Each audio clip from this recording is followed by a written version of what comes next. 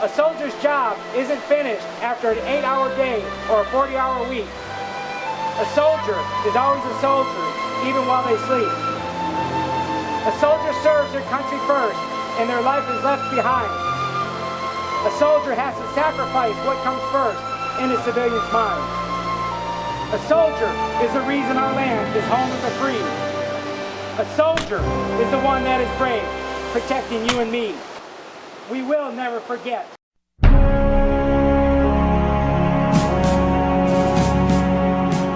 I'm here with Gary Lind from Honor Flight. Gary, can you tell me a little bit about the mission of Honor Flight? Well, we have, since 2009, we have flown over 400 vets on 13 flights. And it's been a flight that, as they tell us, they will never forget. So time must be pretty critical. I mean, it must be important to try to get these done as soon as we can. And we have a real urgency in that part of it, because the youngest World War II vet is 85 years old. I mean, you do the math. We've got to hurry to get these people to Washington. So can you tell me, how do you determine who gets to go? I mean, how can a veteran get involved in this? Well, the vets and the guardians both have to fill out applications. It's first come, first serve. Unless there are medical reasons that a person will be bumped up to the top of the list. The number that we take is determined only by one thing: the amount of donations we get from the public. So just raising the funds to have one flight must be just about impossible, but to have, you've had 13? There have been 13 flights. Unbelievable. And we have taken as many as 54 on a flight. And we'd like to take 54 on every flight, but again, the money that we've raised determines how many people we take.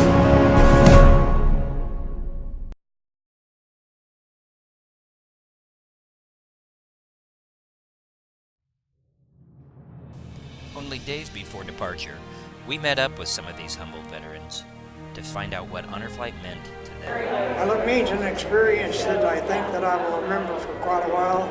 I turned 94 in August, and I'm looking forward to this. I have talked to many of the veterans that have taken this flight, and they said it's highly memorable, and also how they were treated. They were treated with respect and honor, and actually, that to a veteran that means a lot.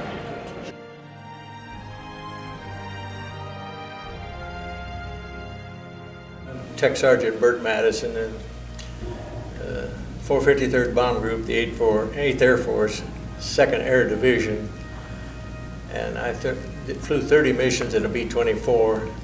I was a ball turret gunner until I got my turret shot out on my 8th mission, May the 8th of 1944, over Brunswick, Germany. We put up maximum effort on behalf of Harry Truman. It was his birthday, and we lost 15 ships that day. That's 150. My buddies went down on that one mission, and I got my ball turret shot out under me on that mission. And I was just one of the lucky ones. So that's all I could do, was to line the waist of the ship with flak suits to protect myself, and then throw chaff out the chaff chute, and do a little praying too. So I'm one of the lucky ones that survived that horrible mission.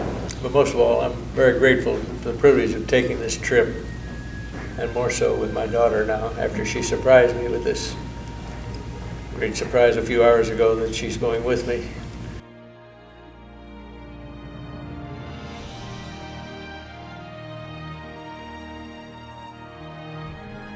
So you're excited to go see the memorials? I'm excited. I want to go see them. I'm an old thing that when we went to Bougainville, the island, we from Camp Roberts, California.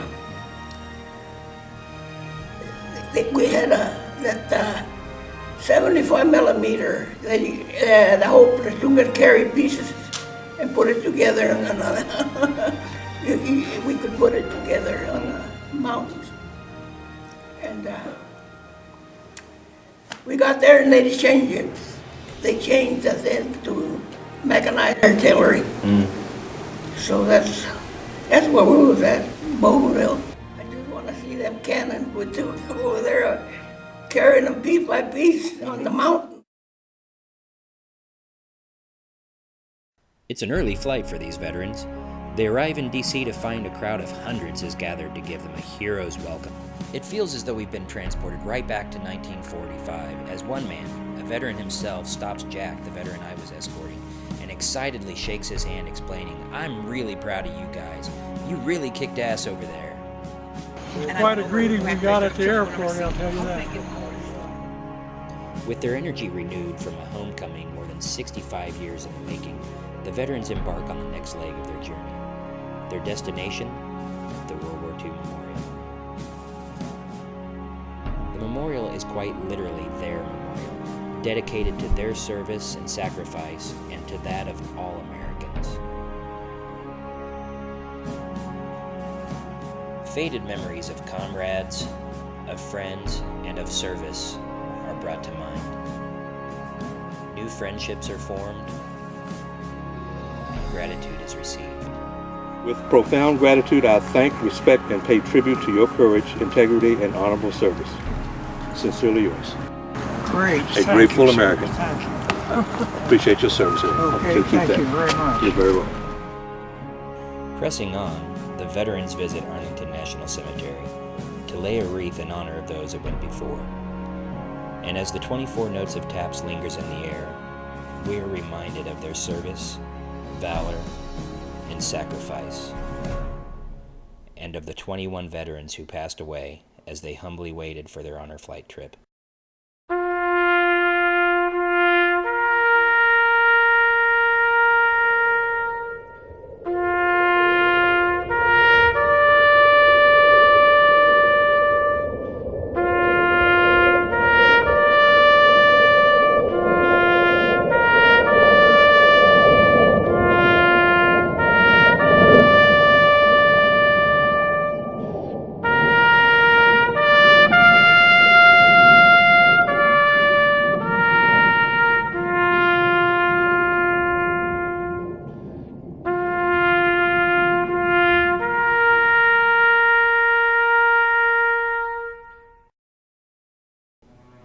It's a very full day for the veterans, and spirits are always high.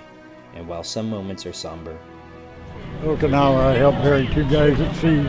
Oh, did you? And I often wondered what folks ever thought about it. other moments are filled with joy, with new friends and old, just enjoying each other's company and having a great time. When did you serve? Where did I serve? When? When? World War One. I mean, two. Not that old. Did you? It illuminates at night so you can see it. Oh, I bet it's beautiful. So you enjoying your trip? Oh, sure have. They've got a nice day for us.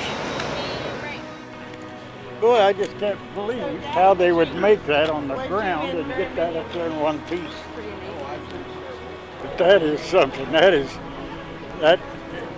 of what I saw today, that's the most impressive thing I've seen. Mm-hmm. Yeah. Just can't believe that looks that real. For many veterans, a renewed sense of pride is found, as they are treated as the heroes they genuinely are. Some will pose for photos with grateful Americans, while others will show us they've lost none of their charm.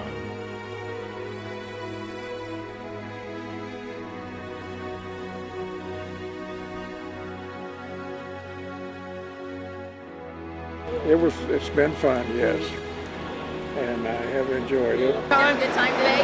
Oh, wonderful, wonderful. It was Couldn't have been better.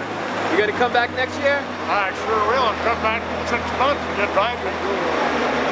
We had a good time, definitely. We had an excellent time. You enjoying your trip? Yes, sir, Reed. Yeah, sure am. So that's what this is about. The sacrifices of these veterans is something few can comprehend. Yet the sentiments expressed most today were gratitude and humility. In most cases, these veterans don't consider themselves to be heroes. They simply answered the call to duty of their nation, their neighbors, and their fellow service members. A trip to their nation's capital that owes them so much is just partial payment.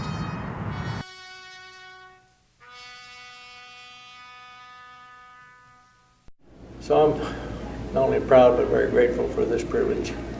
And I thank you all.